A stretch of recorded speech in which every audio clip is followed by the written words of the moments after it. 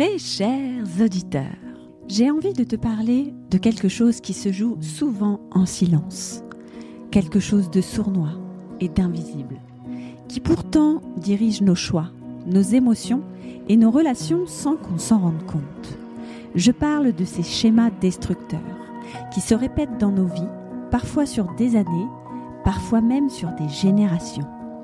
Et si je te disais que derrière ces comportements se cachent des fidélités invisibles, des croyances enfouies et même des blessures ancestrales?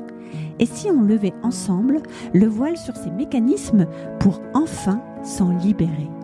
Aujourd'hui, je vais te parler d'une femme qui aurait pu être toi, qui aurait pu être moi, et qui va peut-être faire écho à ta propre histoire. Alors installe-toi confortablement et je suis très heureuse de t'accueillir dans cette nouvelle chronique d'une médium. Bonjour à toi, j'espère que tu vas bien. Dans cette chronique, ce qui m'a paru évident de te mettre en lumière aujourd'hui, c'est vraiment le poids invisible de ce que l'on porte au quotidien, et ce poids est relatif à nos schémas. Ces schémas très présents chez beaucoup de femmes, et en particulier chez beaucoup de celles que j'accompagne, ces schémas qui nous poussent à donner sans compter, à tout prendre sur nos épaules, à nous oublier pour les autres, à porter le poids de la famille, des enfants, des émotions des autres, et j'en passe. Et finalement, ces schémas qui nous épuisent dans cette quête de perfection ou de reconnaissance. Et dernièrement, j'ai accompagné une lumineuse lors d'une lecture d'âme et ce schéma est revenu. Alors évidemment, il n'y a jamais de hasard, comme je te le dis toujours, car ce schéma résonne beaucoup chez moi, résonne beaucoup dans ma lignée et même dans mes amis jusqu'à mes clientes. Et je me suis dit, allez, mince, en ce mois de la femme, je vais briser la glace avec ça. Je souhaite qu'un maximum de femmes qui m'écoutent, mais aussi d'hommes, prennent conscience de cette histoire qui nous rend autant fortes qu'autant elle nous détruit. Et je vais te raconter cette histoire au travers des yeux de la lumineuse que j'ai accompagnée ces derniers temps et qui est en train de devenir une belle Orenda, Erika. Alors, Erika, on se connaît depuis plus d'1 an maintenant. Elle a traversé le processus luminescence et puis elle s'est engagée dans le processus Orenda pour rayonner de sa pleine lumière au sein de son entreprise. Et donc, je l'accompagne dans son processus d'éveil pour que justement, elle puisse incarner en profondeur sa véritable essence dans sa vie personnelle, mais aussi dans sa vie professionnelle. Et quand elle est arrivée à moi pour cette lecture d'âme, j'ai tout de suite senti cette énergie de femme complètement épuisée et de femme qui est complètement au bout du rouleau. Sa lecture d'âme m'a vraiment transmis ça. Je suis au bout du rouleau et cette énergie, ô combien je la connais, moi, femme qui pendant des années s'acquittait de tout vouloir porter sur ses épaules, se croyait indispensable partout avec tout le monde et qui finalement s'épuisait tellement elle se donnait corps et âme pour les autres pour que tout roule dans la perfection. Cette femme, on peut l'appeler Madame Parfaite, on peut aussi l'appeler celle qui cherche l'amour et la reconnaissance, absolument. Et donc pour ça, elle va se plier en 10 000 pour que ça roule. Mais cette femme, c'est aussi cette énergie de celle qui a toujours été forte, de celle qui avance et celle qui tient debout coûte que coûte, celle qui ne s'effondre jamais, enfin du moins devant les autres. Alors, quand je me suis connectée à Erika, j'ai vraiment ressenti tout de suite cette tension, cette lutte à l'intérieur d'elle. Tu sais, comme cet oiseau qui est enfermé dans une cage dorée et on a coupé les ailes sans qu'il s'en rende compte.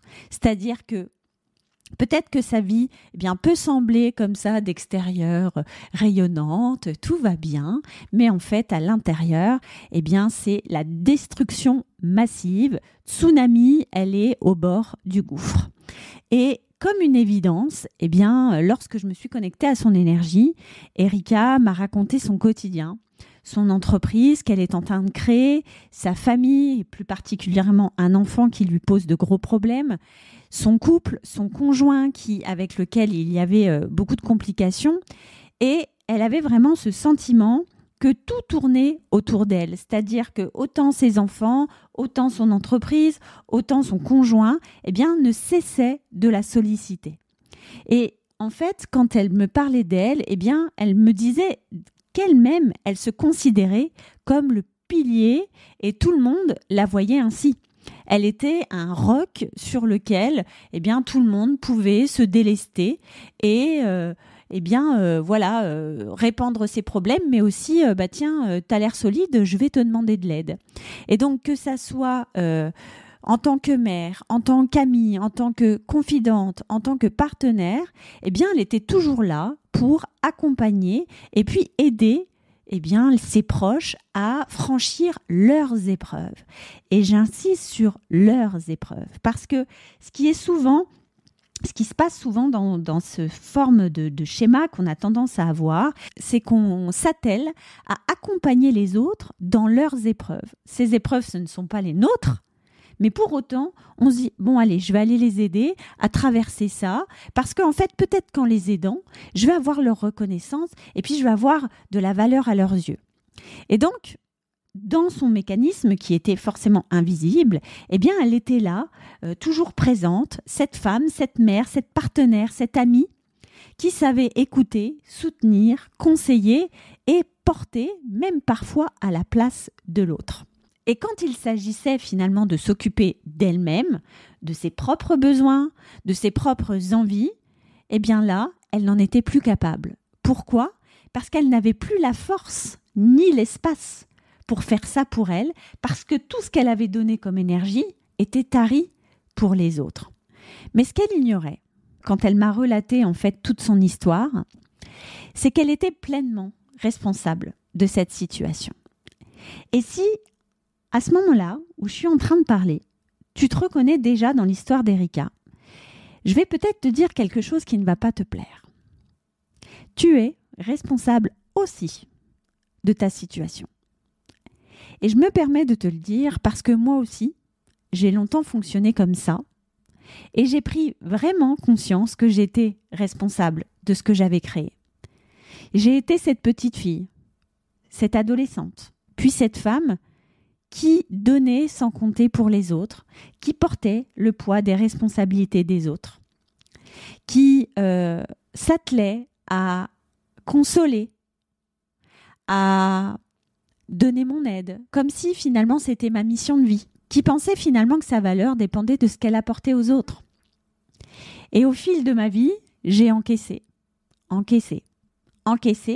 jusqu'à ce que mon corps me dise « stop », jusqu'à ce que l'invisible me rattrape et que je sois forcée de voir ce que je refusais d'admettre. Et ce que je refusais de voir, c'était simplement cette vérité. Ce n'est pas en me sacrifiant que je serai reconnue. Et ce n'est pas parce que je m'efface que je ne serai pas aimée.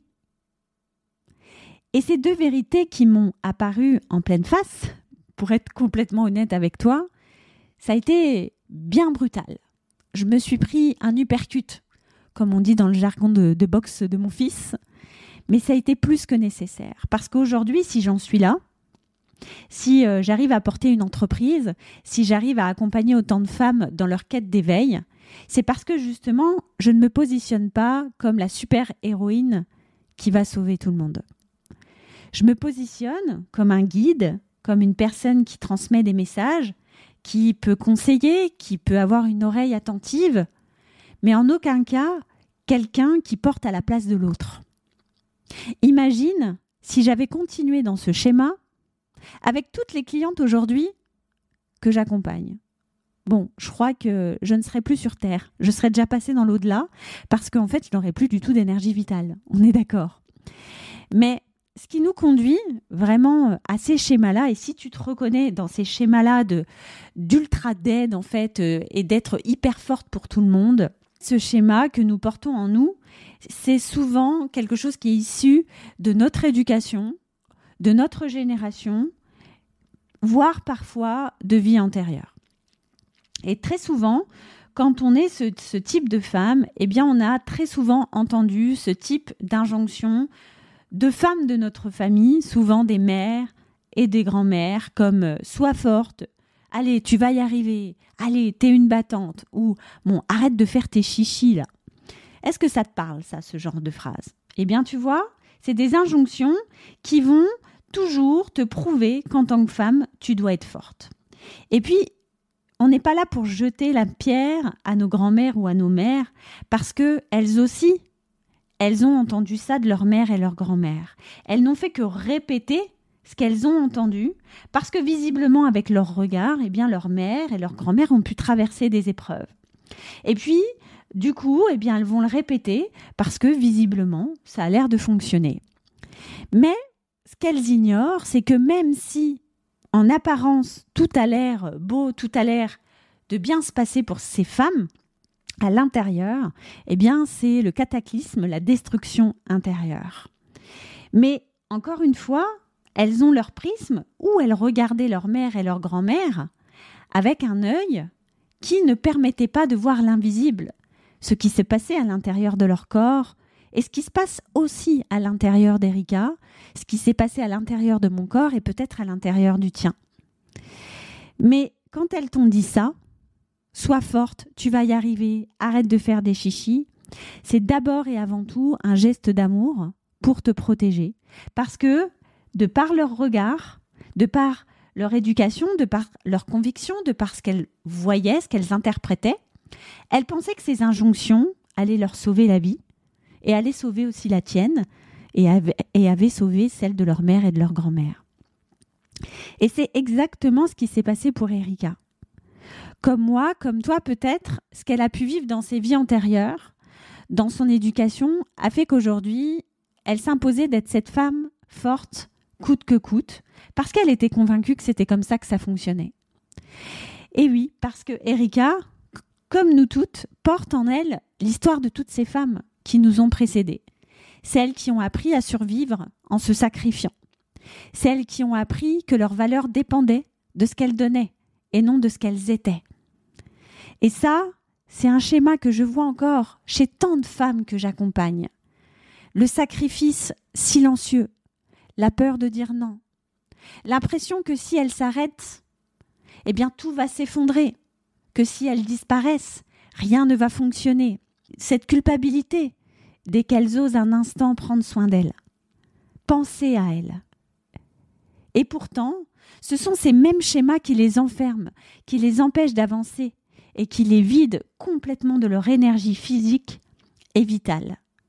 Mais le plus sournois là-dedans, c'est que ces schémas sont tellement ancrés dans notre ADN de femme qu'ils sont ultra, méga, invisibles, voire pire, on les considère comme normales. Combien de femmes, encore en 2025, pensent normal de tout gérer ? Et je ne vous parle pas des pays en sous-développement. Je vous parle de pays comme la France, qui est censé être un pays développé, avec une certaine forme d'éveil spirituel. Combien de femmes pensent que c'est encore normal d'être épuisées, voire davantage épuisées que leurs enfants à la fin de la journée ? Combien de femmes pensent que c'est normal d'avoir 2 journées en nul ? Et honnêtement, il y en a encore énormément.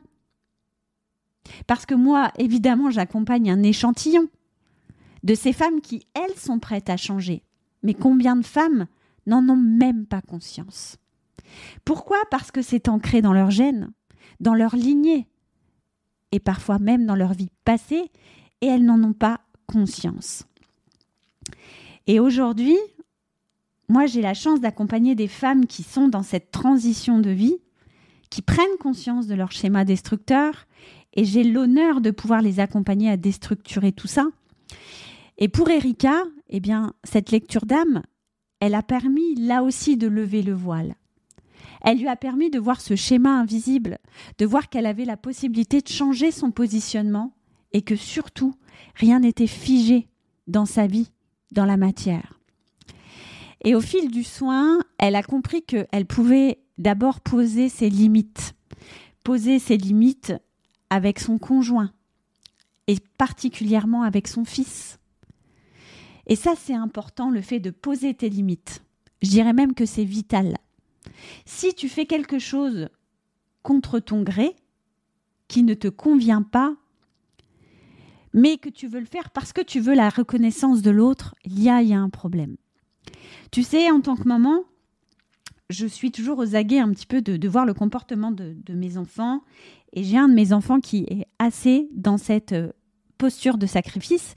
Et comme quoi, ce n'est pas que sur les femmes. Hein. Si toi, tu es un homme et que tu m'écoutes et tu ressens ça en toi, évidemment que tu peux aussi porter ce comportement, ce schéma. Et très souvent, il va faire des choses qui ne lui conviennent pas pour être accepté de son groupe. Et ça, c'est un schéma qui vraiment, à terme, peut te détruire. Peut te détruire. Pourquoi ? Parce que tu es manipulable, tu es influençable et surtout, tu t'éloignes de ta véritable essence. Et je te rappelle que tu es sur Terre pour être aligné avec elle.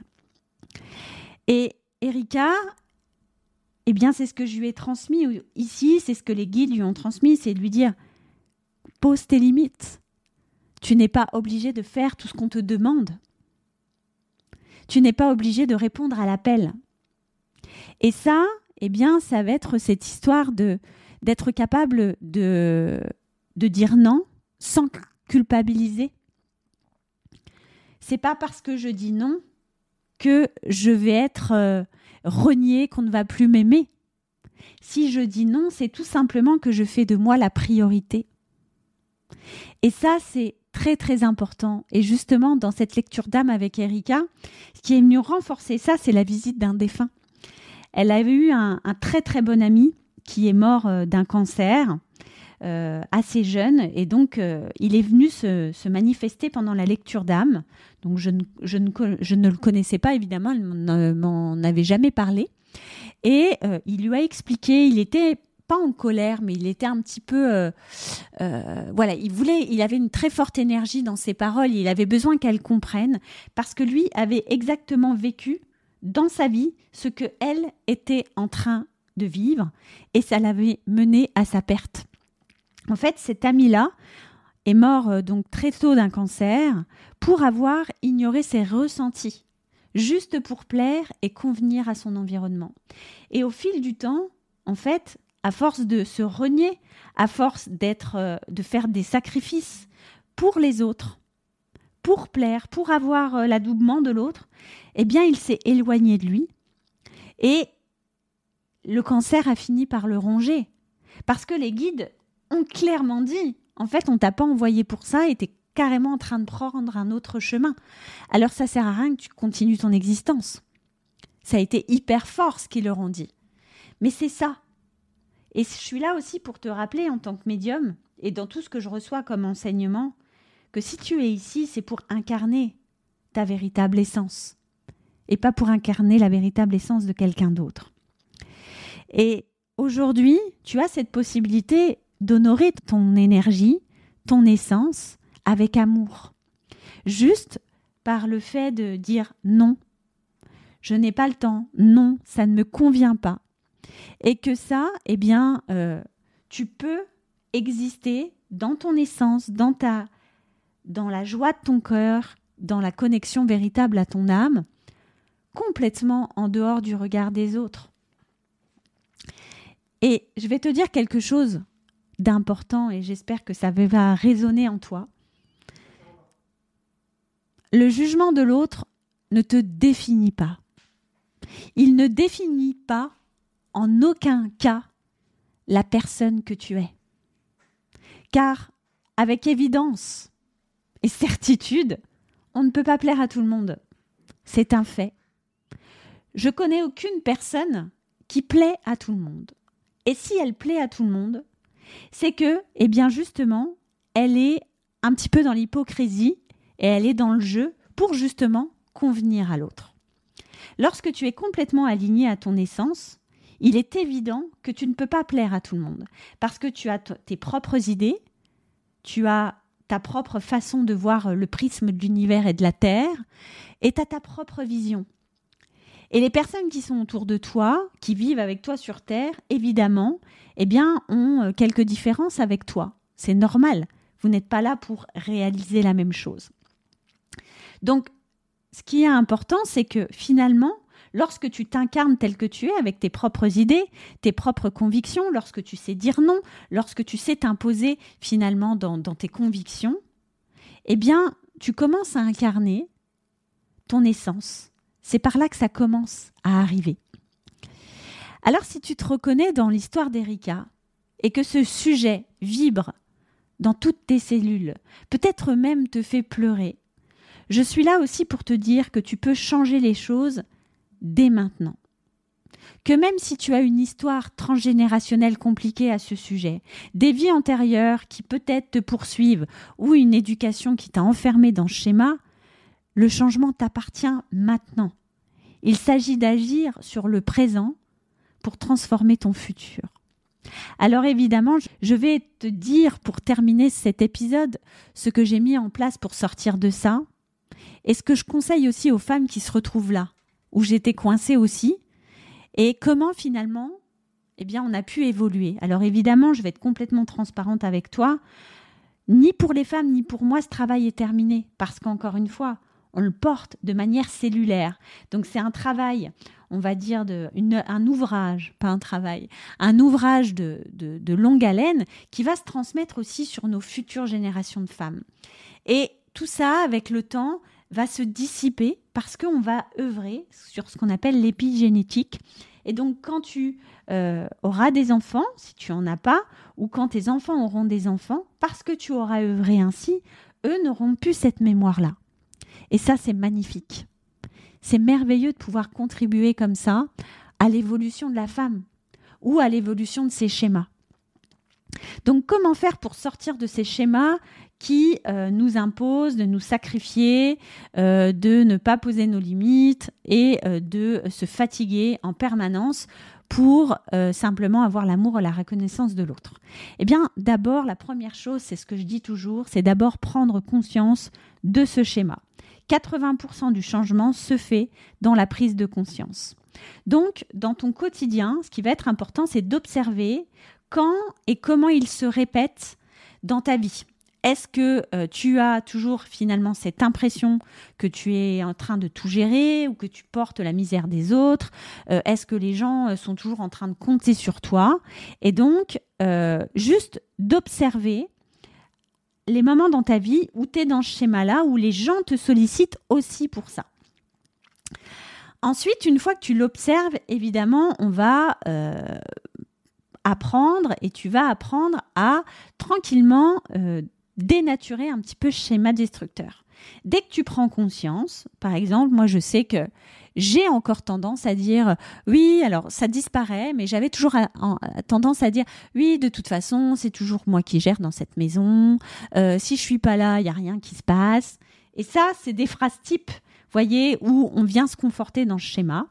Et donc à chaque fois que je disais cette phrase-là, et que parfois peut-être j'ai encore tendance à le dire, je me dis non, mais voilà, je me rattrape et je me dis, ok Betty, là, tu es dans ton schéma où tu crois que tu es une femme qui peut tout gérer, mais déjà la première chose qui va être importante, c'est que déjà que tu te considères que tu n'es pas là pour tout gérer et que autour de toi, eh bien, tu as 3 hommes qui peut-être peuvent t'accompagner, mais ça va te demander de leur demander de l'aide. Donc, c'est aussi ce que j'ai mis en place, de m'observer et d'adapter des comportements qui montrent que eux peuvent aussi m'aider. Parce que très souvent, eh bien, on crée ces schémas-là. En fait, on ne demande pas d'aide, on fait tout, mais puis après, on vient les sermonner pour leur dire, bah oui, c'est moi qui fais tout. Mais à quel moment, en fait, on a demandé de l'aide? Jamais. Vous voyez, donc c'est ça aussi qui est important d'observer, parce que très souvent, on peut aussi faire porter le chapeau aux autres, mais finalement, on est responsable de ce qui se passe.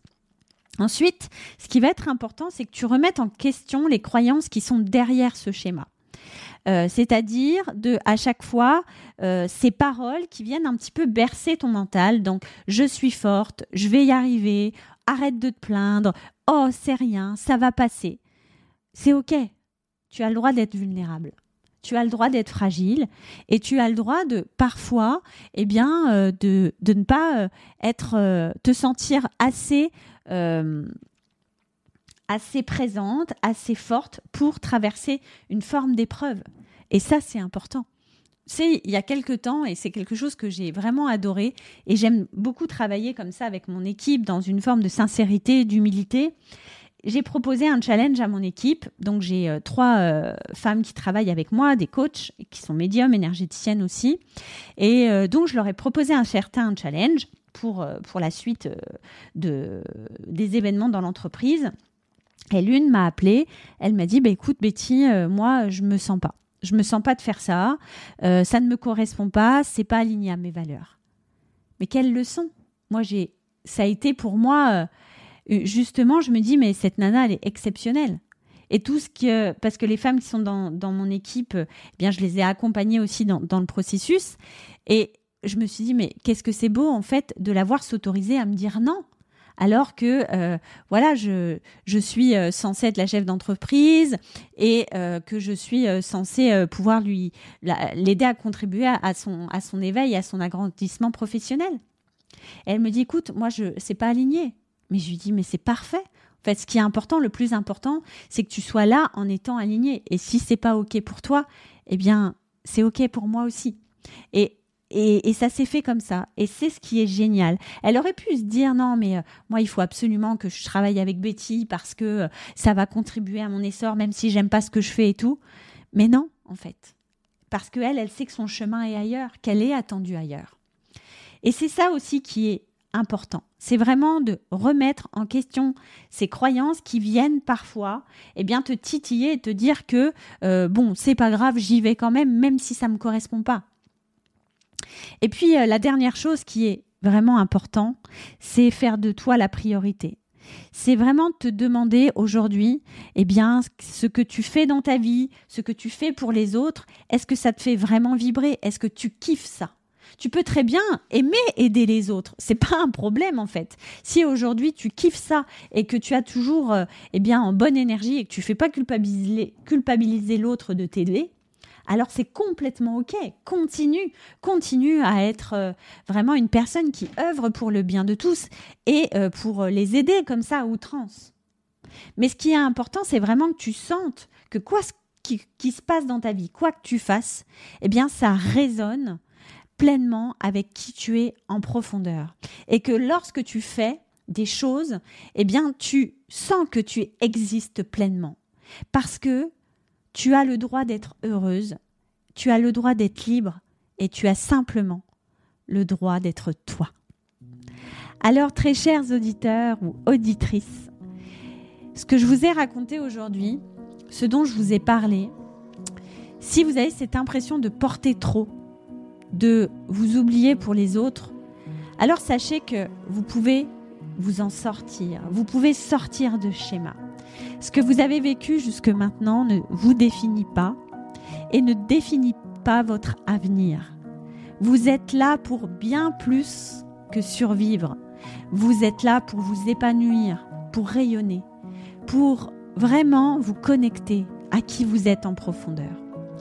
Alors simplement, posez-vous cette question. Qu'est-ce qui vous empêche encore de vous choisir pleinement?